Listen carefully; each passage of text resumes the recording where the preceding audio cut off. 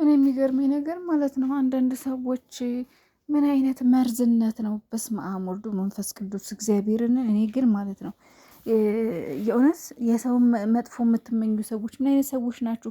በነገራችን ላይ በጣም ተወዛግቤ በጣም ግራ ተጋብቼ በጣም ምናልባት እናንተ የምታውቁት ነገር ካለ ብዬ ነው የመጣሁት ወደ እናንተ። በጣም እንዴ በጣም ትላልቅ ሰዎች ማለት የሆነ ምንም ከእንትን የማይጠበቁ አለ አይደል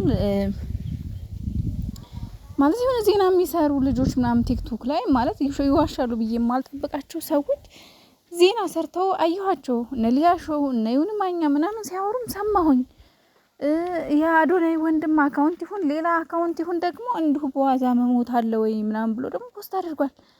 በጣም ግራ ተጋብቼ በጣም ተጨንቄ ነው የመጣሁት ለመናገር ማለት የእውነት ጃዬ የእውነት ምንድነው የደረሰባት? ምንድነው የሆነችው? የኔ እናት ምንድነው የተፈጠረው? ፈጣሪ ሆይ በጣም ነው የደነገጥኩት እግዚአብሔርን። በጣም እኔ ጃኒን እከታተላታለሁ እንደ ማንኛውም ቲክቶከር ቪዲዮዋን ምናምን አያለሁና ግን አለ አይደል የሆነ በጣም ደነገጥኩኝ እንደዚህ አይነት ስሰማ ማለት ነው። ምክንያቱም የመኪና አደጋዎች አሁን ላይ በጣም በጣም እየከፉ ነውና አርቲስት ማዲቱ ምትባልም እንግዲህ ከትላንት ወዲያ የመኪና አደጋ ደርሶባታል። እንግዲህ በጣም ታዋቂ አርቲስት ናት።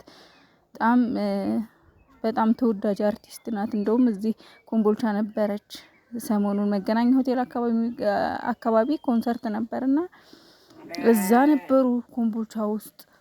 ከዛ በማግስቱ እንደዚህ ወደ ወልዲያ ስትሄድ መኪና አደጋ ደረሰባት ሲባል በቃ በጣም የደነገጥኩት። እንደገና ደግሞ ዞር ስል አሁን በእርግጥ ቲክቶክ ላይ ምናምን ብዙም አይደለሁም አሁን ላይ ግን በቃ ስገባ የጃኒ መኪና አደጋ ደረሰባት። ወይኔ ፈጣሪ በጣም ነው የደነገጥኩት በጣም ማለት ነው። እና እንደው ፈጣሪ የሰው አፍ ያርግልሽ የእውነት ማለት ነው፣ የጠላት አፍ ያርግልሽ እውነት እንደው ፈጣሪ አያድርገው። የእውነት በጣም ነው የደነገጥኩት በጣም ማለት ነው የኔ እናት።